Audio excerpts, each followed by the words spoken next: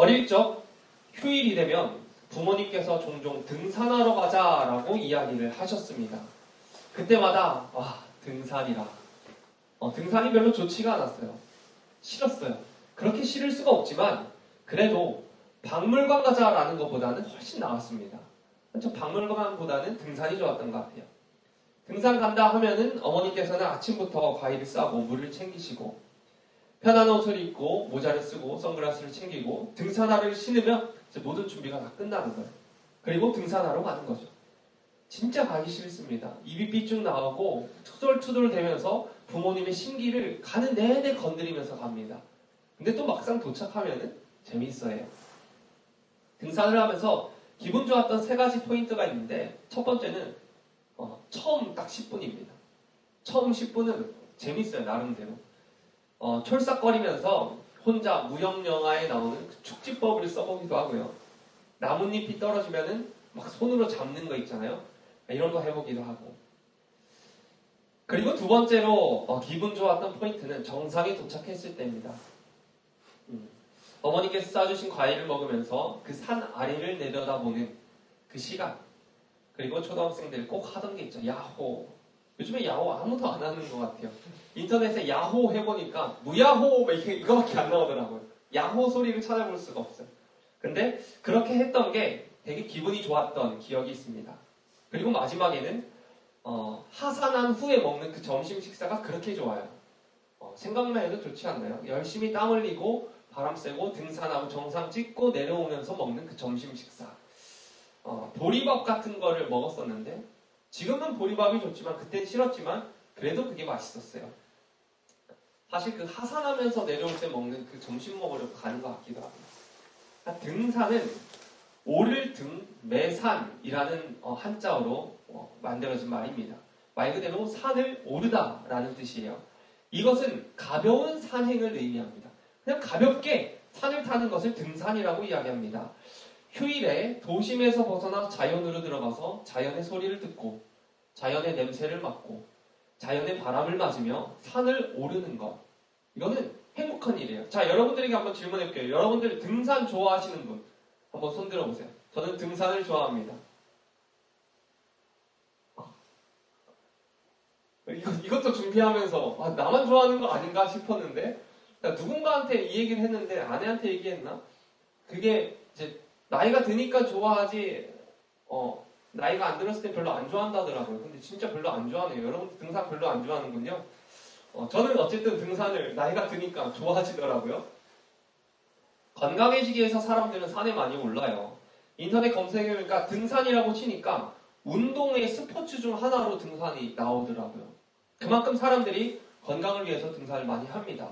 그리고 SNS에서도 예쁜 등산복, 멋진 등산복을 입고 봉우리를 정복한 사진을 많이 볼 수 있어요. 자, 한국인이라면 다 아는 등산 거짓말이 있습니다. 대충 아시겠죠? 정상까지 얼마나 남았어요? 하면 항상 10분 남았대요.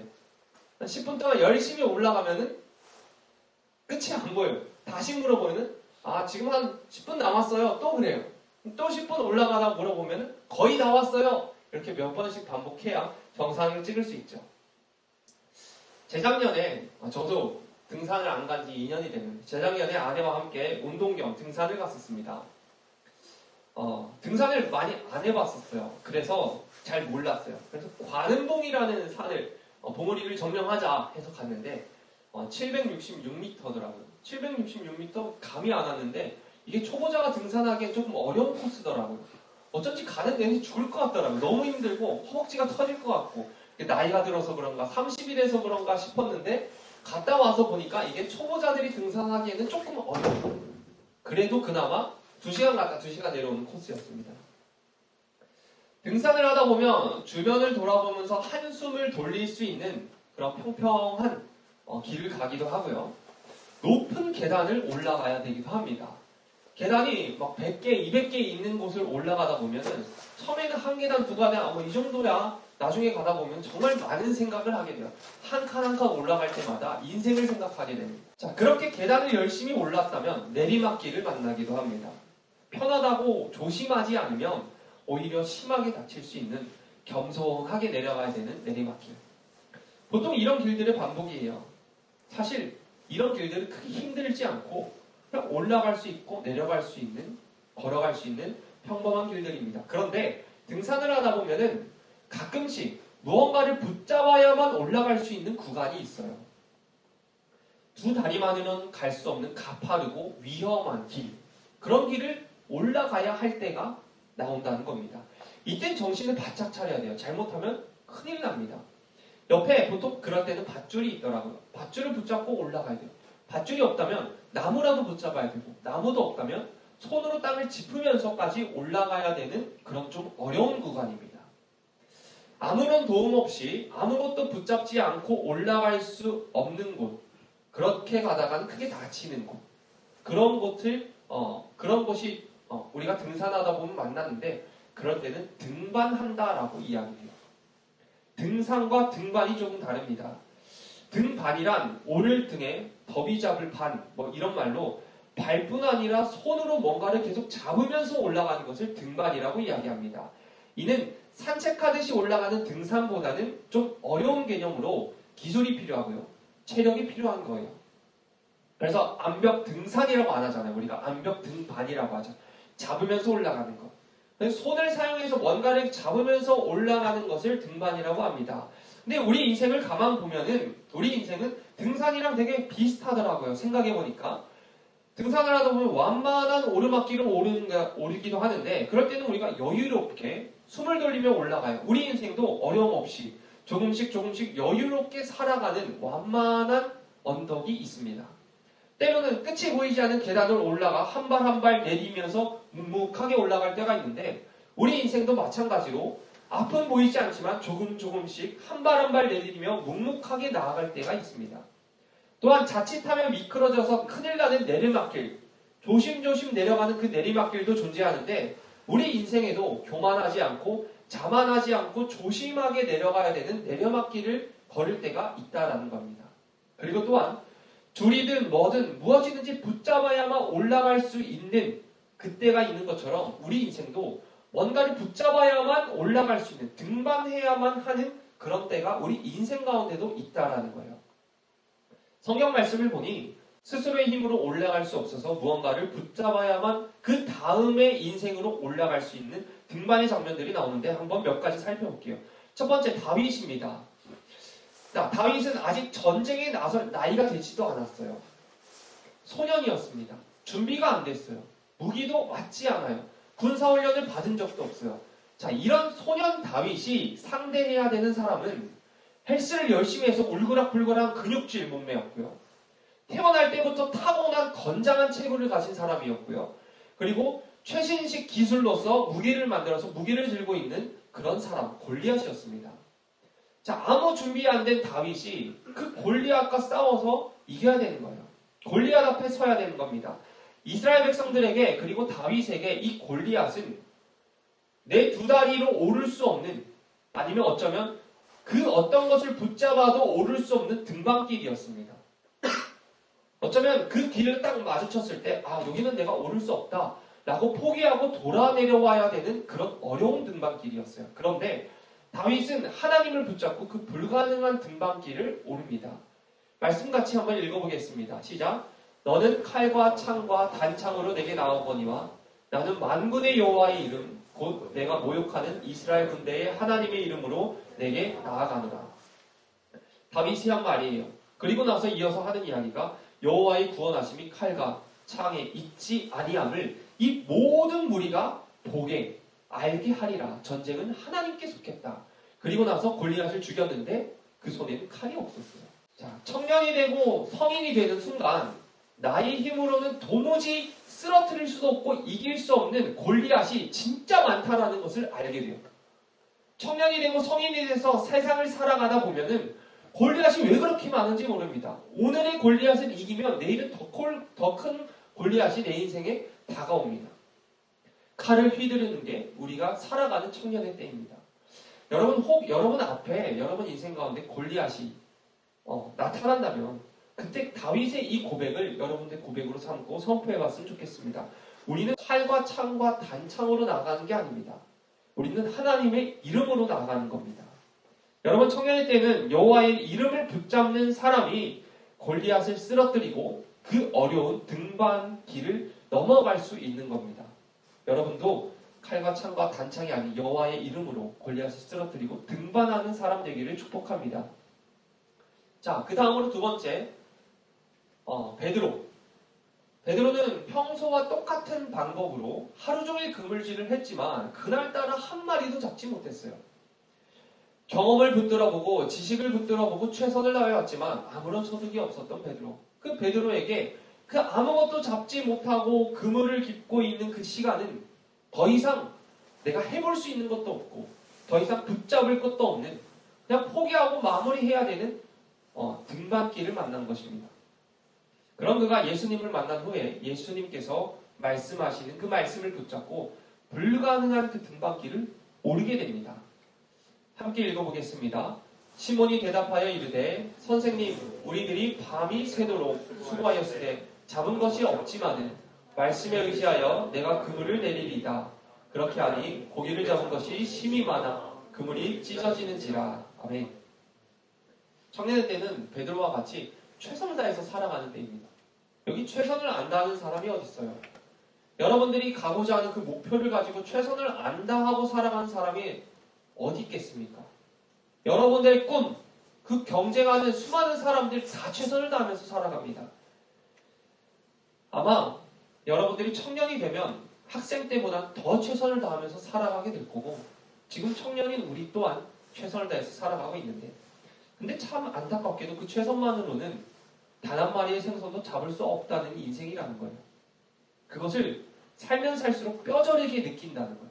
내가 최선을 다했지만 진짜 열심히 노력을 했지만 어떻게 한 마리의 생선도 잡지 못하는 때가 우리 인생 가운데 여러 번 펼쳐진다는 겁니다. 여러분 계속되는 실패 속에서 여전히 우리의 방법을 고집하고 나의 힘을 의지한다면 오늘뿐만 아니라 내일도 한 마리도 못 잡을 거예요.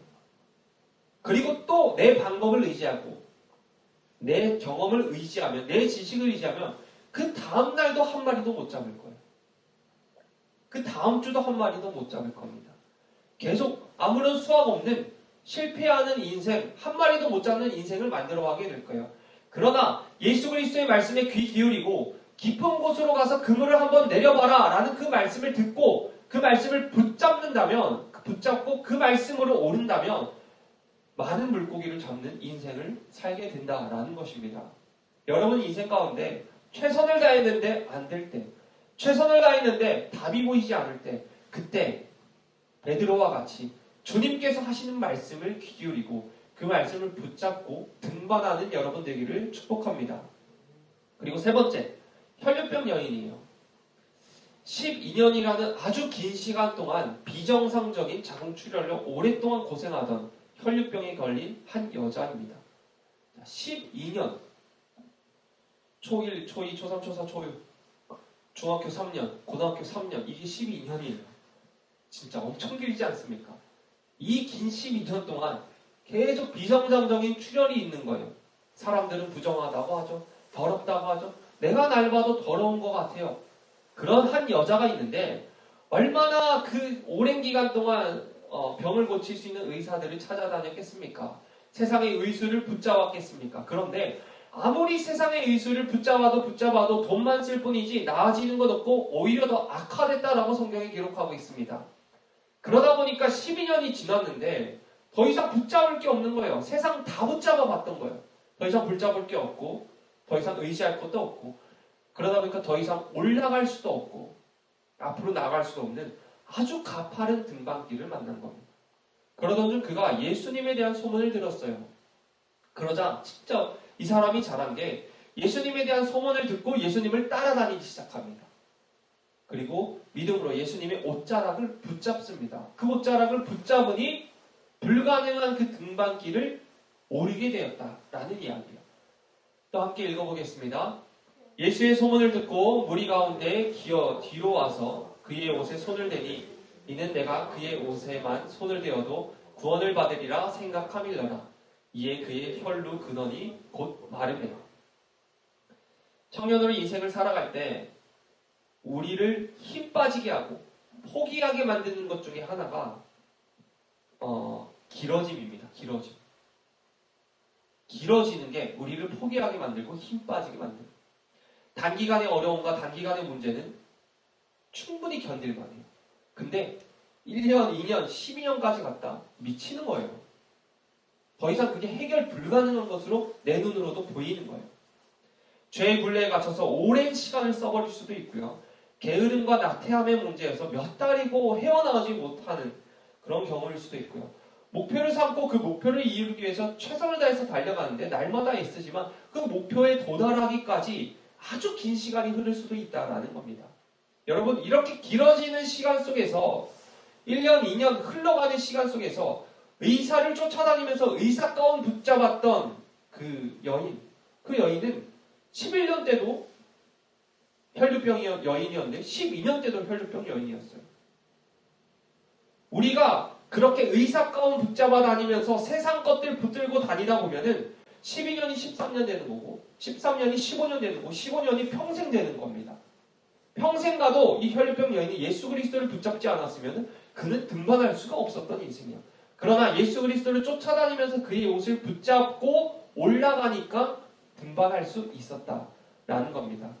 여러분, 혹시 길어지는 인생 가운데 여러분 이것저것 많이 붙잡고 다니지만 혹시 또 그런 일들이 있다면, 그런 여러분의 인생의 부분이 있다면 이제 예수 그리스도를 쫓아다니면서 예수님의 옷깃 붙잡으려고 노력하는 저 여러분 되기를 축복합니다.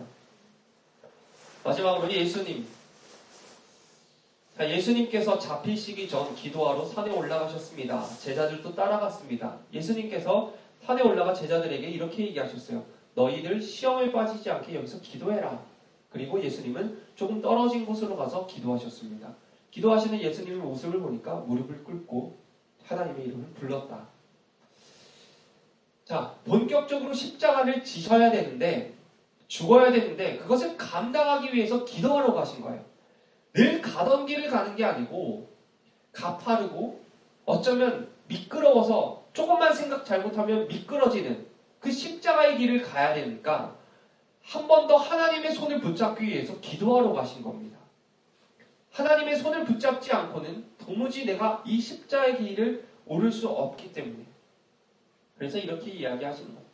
아버지여, 만일 아버지의 뜻이라면 이 잔을 내게서 옮기시옵소서. 그러나 나의 원대로 마시옵고 아버지 원대로 되기를 원하나이다 라고 기도하시니까 하늘에서 천사가 예수께 나타나서 힘을 더했다라고 이야기를 합니다. 여러분, 청년의 때는 이처럼 내가 원치는 않지만 내 마음에 들지는 않지만 그래도 해야 되고 가야 될 때입니다. 내 마음에 안 든다고, 내 비위장에 안 맞다고 다 치워버리고 내가 하고 싶은 것만 할 수 있는 인생이 아니에요. 하기 싫어도 내 마음에 안 들어도 가야 되는 인생이 청년의 때입니다.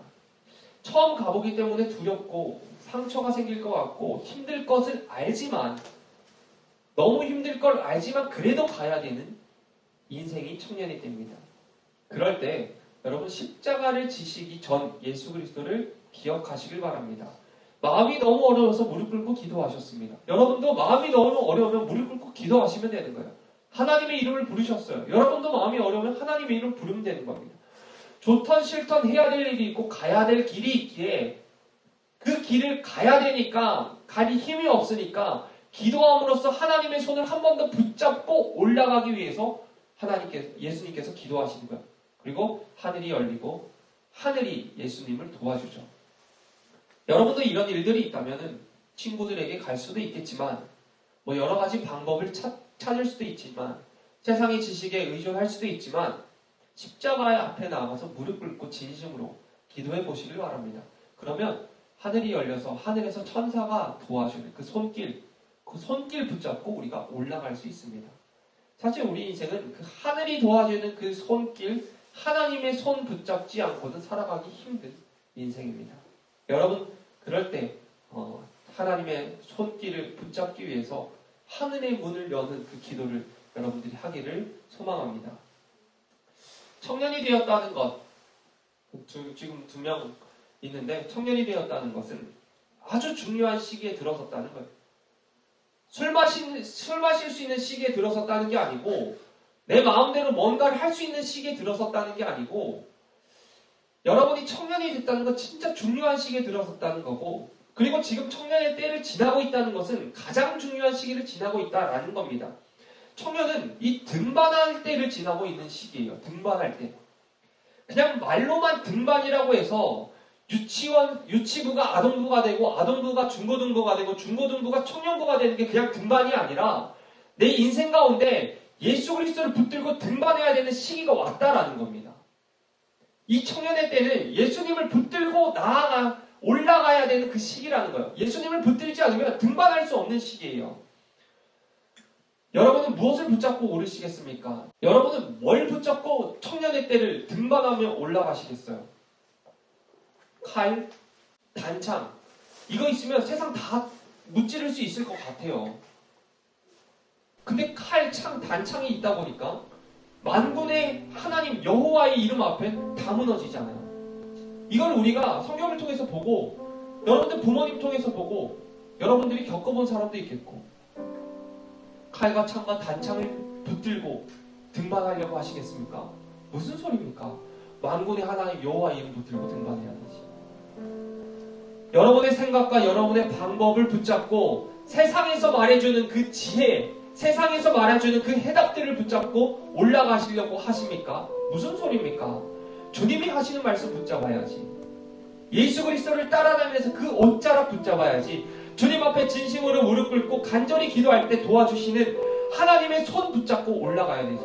뭘 붙잡고 등반하려고, 뭘 붙잡고 청년의 때를 지나려고 하십니까? 여러분, 청년의 때에 호락호락하지 않습니다. 세상은 여러분들 가만 놔두질 않습니다. 심하게 얘기해서 여러분 다 죽이려고 할 거예요. 근데 그 죽이려고 하는 게 영적으로 죽이려고 하는 것도 있지만, 여러분 그냥 죽여버리려고 하는 게 세상입니다. 마귀들이 여러분 죽이려고 안간힘을 쓸 거예요. 여러분 목숨 끊게 하려고 안간힘 쓸 거예요. 여러분 하나님과 완전히 멀어지게끔 하려고 안간힘 쓸 거예요. 술로 유혹하죠. 이성으로 유혹하죠. 학점 잘 받아야 되죠. 자격증 따야 되죠. 미래 잘 만들어야 되죠. 여러분들은 청년이 됐다는 것은 정신 바짝 차리지 않으면, 예수님 붙잡지 않으면 그냥 굴러떨어져서, 그냥 산에서 굴러떨어져서 죽는 사람 마냥 우리가 굴러떨어질 수 있다는 거예요. 여러분, 인생의 등반은 예수님 붙잡고 오르는 겁니다. 절대 잊지 마시길 바랍니다. 청년의 때는 예수님 꽉 붙잡고 있어야 되기 때문에. 그렇지 않으면 여러분 떨어집니다. 여러분 산 아래로 떨어집니다. 예수님 붙잡지 않으면. 저와 여러분 모두가 예수님 꽉 붙잡고 정말 이 청년의 때를 멋있게 등반했으면 좋겠어요. 정말 멋있게 등반해서 결혼도 하시고 자녀도 낳으시고 예수 믿는 사람으로서 선한 영향력 끼치시고 많은 사람들 도와주시고 여러분의 인생 때문에 하나님 높임 받으시고, 그렇게 여러분 청년의 때 잘 등반하기를 간절히 소망합니다. 이 시간 함께 기도했으면 좋겠습니다. 하나님 아버지, 그 무엇보다 예수 그리스도를 붙잡게 하여 주시옵소서. 내 인생 가운데 칼과 창과 단창이 아니라, 나의 경험과 나의 지식이 아니라, 세상에서 말해주는 수많은 그 좋은 말들이 아니라, 그 방법들이 아니라 예수 그리스도를 붙잡는 청년 될 수 있도록, 그 청년이 내가 될 수 있도록 하나님 역사해 달라고 이 시간 주님의 이름 한번 부르짖고 통성으로 기도드리겠습니다. 주여!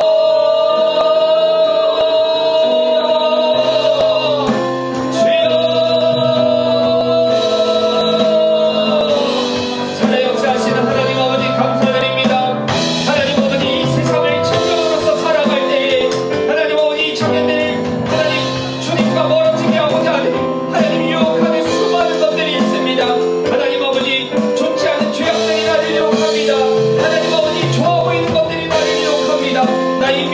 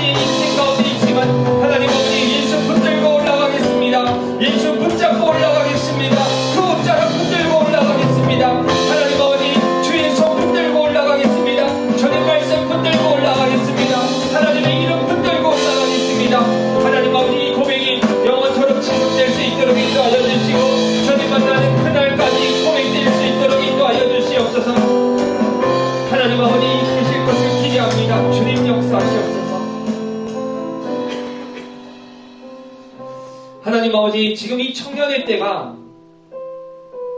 아주 중요한 시기라는 것을 하나님 우리가 기억합니다. 예수 그리스도를 붙잡아야만 등반할 수 있는 시기라는 것을 기억합니다. 하나님, 우리가 너무 약해서 혹시라도 다른 것을 붙잡으려 하거든 오늘 주님 말씀이 기억나게 하셔서 정신을 차리고 돌이켜서 예수 그리스도 붙잡게 하여 주시옵소서. 주님 손 붙잡게 하여 주시옵소서. 우리를 너무 사랑하셔서 최선으로 가장 좋은 것으로 이끌어 주심을 신뢰합니다. 하나님, 앞으로 우리 인생길 가운데 무슨 일을 하든지 어떤 상황을 만나든지 어떤 문제가 생기든지 주님 붙잡고 오르겠습니다. 예수 이름 붙들고 등반하겠습니다. 하나님 아버지, 그렇게 할 수 있도록 하나님 하늘에서 손 내밀어 주시옵소서. 하나님께서 이끄실 것을 기대합니다. 이제는 교회의 머리 되시는 우리 구주 예수 그리스도의 은혜와 좋으신 하나님 아버지의 넓고 크신 사랑하심과 성령님의 위로와 교통하심이 정말 중요한 시기인 이 청년의 때에 다른 어떤 것이 아닌 예수 그리스도를 붙잡고 등반하고자 하는 우리 청년들의 인생 가운데, 일상 가운데 영원토록 함께 하시기를 축원하옵나이다. 아멘.